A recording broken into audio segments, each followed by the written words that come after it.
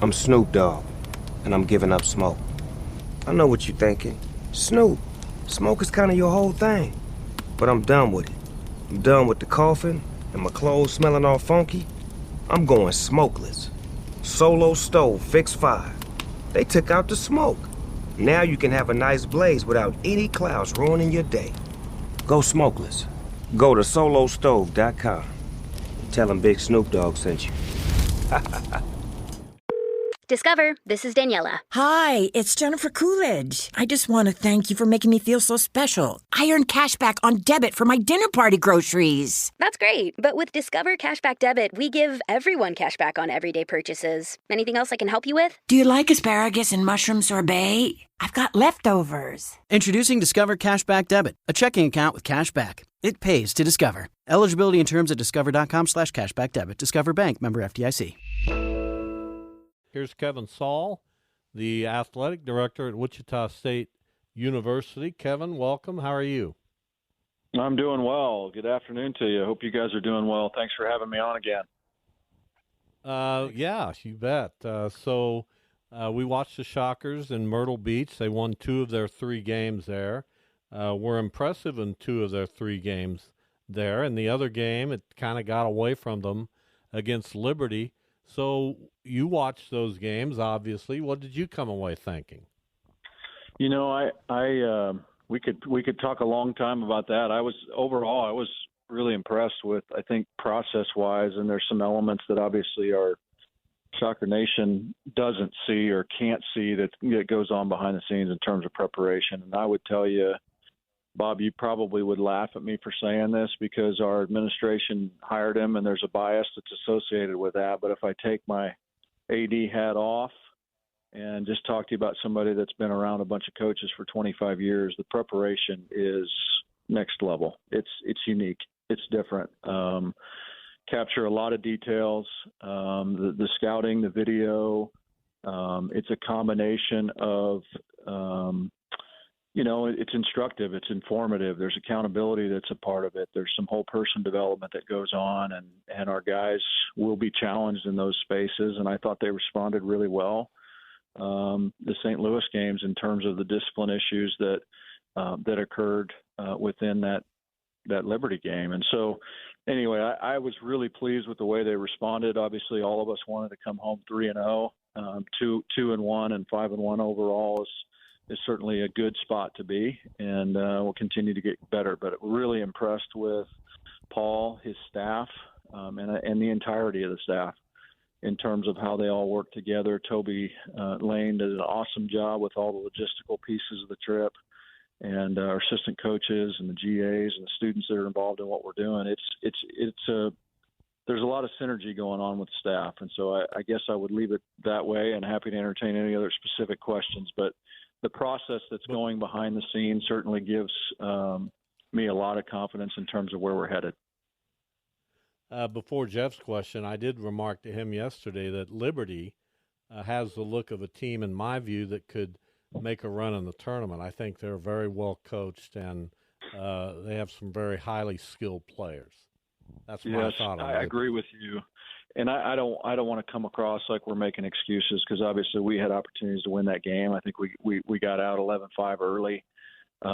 We had 2 possessions down 2 in the second half. One resulted in a 5-second call on the inbounds play, and so we're hanging in there pretty close. And then the last 8.5, 9 minutes, it got away from us for sure. But we hung with a really good team. That team has averaged 26 wins per season the last 4 years. If you go on to KenPom and you look at continuity of minutes, they're top 30 in the country in continuity of minutes, which basically means the minutes that are being played this year, the continuity of those same players and playing minutes on the team last year. So they've got some that have been in that program for a long time. They know the system. It doesn't take a whole lot of time to get their shots off. I think the world of Richie McKay. I've had a relationship with him for a little while, and he does a really, really nice job with them. So they're sit at, I think 40 in KenPom right now. They new members of Conference USA. I think they're projected to win another 25, 26 games this year. So they'll be a really good club and an interesting one to watch. And at the end of the day, it helps us from a net perspective. They need to go ahead and win a bunch of games. So anyway, I was really impressed with Liberty. So, the thing that I've noticed about Coach Mills, at least early on, is that he coaches his personnel from where they are instead of, and I know he wants to coach his system and do the things that are his strengths, but he doesn't necessarily make people fit into roles that they aren't built for. Is that something you've noticed too, just the way that he kind of tailors his own coaching style to what personnel he has? Yes, and to be fair, appreciate that question. We talked a little bit about that during the hiring process, and he's referenced that multiple times over the course of the summer. Is he feels like it's his job to empty his cup every single day, and to help facilitate a team that's going to be most successful based upon the components that exist on the team. And so to come in with a firm, rigid system and say, hey, you're going to fit into this role and you're going to fit into this role. He doesn't necessarily believe in that. And so coaching to the players that you do have, and I think that's a really admirable trait, first and foremost. It's second, you got to really know your stuff as a coach to be able to say, hey, this is what we have on the roster. How can we best manipulate what we have to transition that into wins? And so it may be a combination of scheme. It may be a combination of minutes management, but all of those things, I think he's doing a nice job with it. Nobody wants to lose games, but part of the process for us is how are we getting better? And so after that Liberty loss, to sit in film review and scout and all those sort of things, there's a high degree of accountability, and our guys feel it. And what I think was most encouraging about the weekend in Myrtle Beach is that the first half of the St. Louis game was our best defensive half of the year. We were at a .79 points per possession, which is pretty incredible. And those were all based on the discipline components that had gone on in film and video review and all those things. So the bottom line is our guys responded. And so that part was very encouraging. Kevin Saal, our guest, Wichita State's athletic director. I don't know if I've asked you this before about scheduling, and the schedule this year I certainly have no beef with. Though overall, it's a very good schedule. I guess my only beef is with the game at Intrust Bank Arena, and South Dakota State, normally a good team. Yes, they are. They've had some very good seasons, but that to me is a special game. What's your view of the game at Intrust Bank Arena? Are you on my side of that, or how do you feel about it? Yeah, I love making that a special game. I will tell you at this point, prior to hiring Coach Mills, we had not planned on going to Intrust Bank this season. Based on the way the schedule fell out and the availability of the teams that we were trying to get, we were struggling a little bit.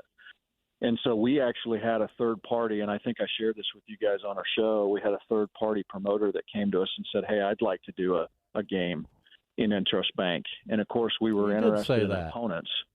And so the opponent that surfaced was South Dakota State. And so if you look at that purely from a basketball mind, South Dakota State's had some really good basketball teams here in the last 5 to 7 years.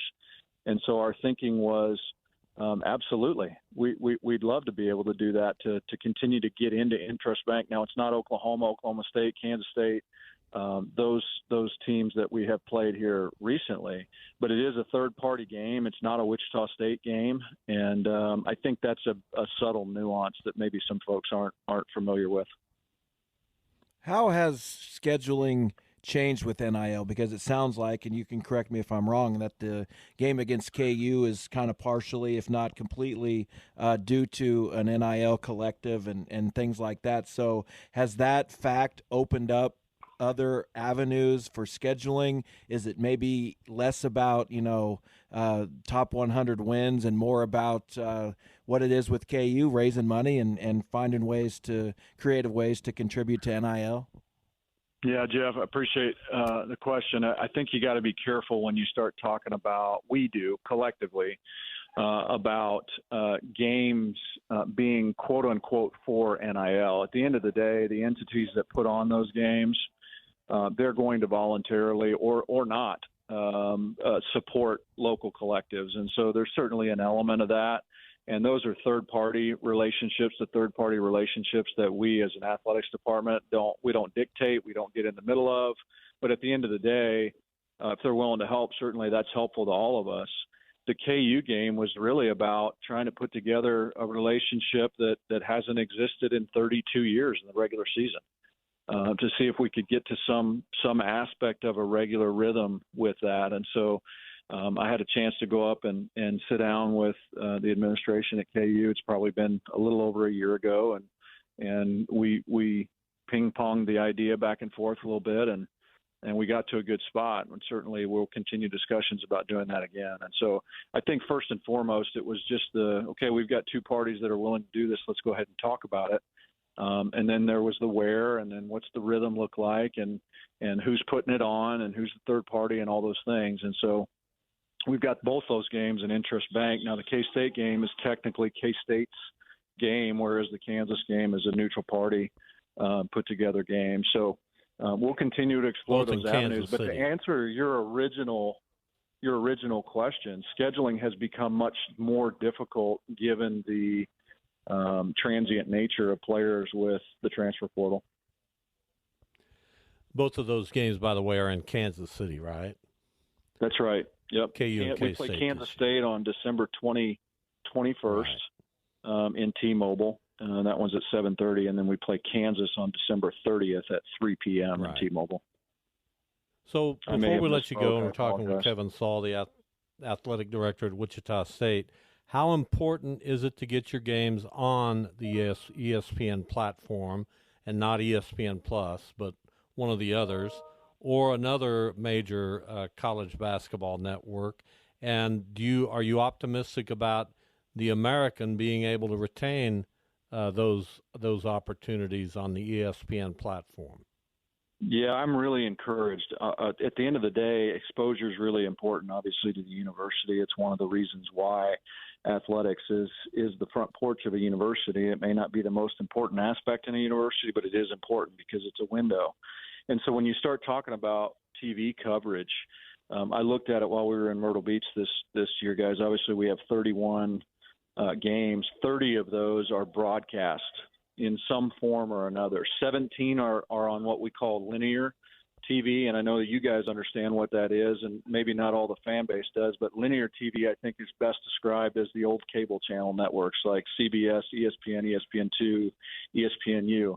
So we've got 17 games. 55% of our schedule is on linear TV, and then we've got 13 games that are on ESPN Plus. And so obviously there's 30 opportunities for our program to be exposed. And so that piece has been really good. I'm excited about our league has actually taken a pretty proactive stance, and I think pro-Shocker stance in terms of getting us on TV at specific times. There have been plenty of conversations over the last month or so as the TV schedules are finalized of, hey, are you guys willing to tip at this time if we can get you on ESPN2? Or are you guys willing to do this if we can get you on ESPNU? Hey, we got this one on CBS. Would you be willing to shift this one over here? So they're working in our favor. And I think the American Athletic Conference TV contracts are solid, and they need and want Wichita State to be successful in basketball and all our sports. All right, good stuff, Kevin. We appreciate it. We hope you have a very happy Thanksgiving. Shockers back at it this weekend.